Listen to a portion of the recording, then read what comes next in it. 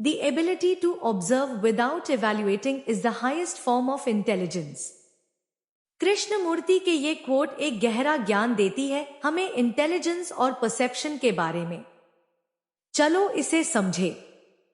Observation ये होता है जब हम कुछ को बिना पहले किए हुए नाते या भावनाओं के देखते हैं, बस प्रेजेंट में मौजूद और ध्यान में रहकर कुछ को देखना। इवैल्यूएशन का मतलब होता है हमारे देखे हुए चीजों को एनालाइज करना अपनी बिलीफ्स, प्रेफरेंसेस या पास्ट एक्सपीरियंसेस के आधार पर। ये अक्सर चीजों को अच्छा या बुरा, सही या गलत, पसंद या नापसंद में क्लासिफाई करने का काम करता है।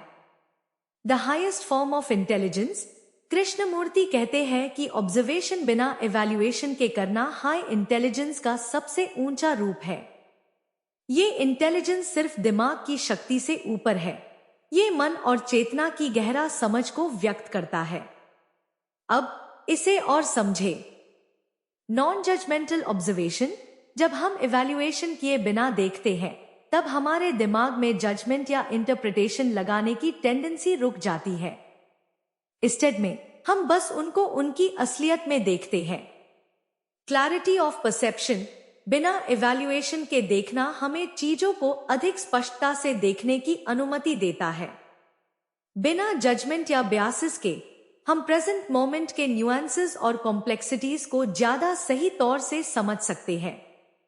Openness to new possibilities, evaluation किए बिना रहने से हम नए इंसाइट्स, पर्सपेक्टिव्स और समझ के पॉसिबिलिटी के लिए खुले रह जाते हैं।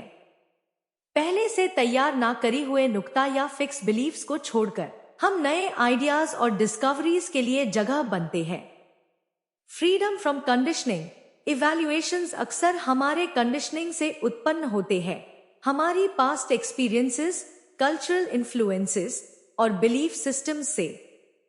इवैल्यूएशन किए बिना हम अपने इस कंडीशनिंग के रिस्ट्रिक्शन से मुक्त हो जाते हैं और एक गहरा सेंस ऑफ ऑटोनॉमी और फ्रीडम को पहुंचते हैं।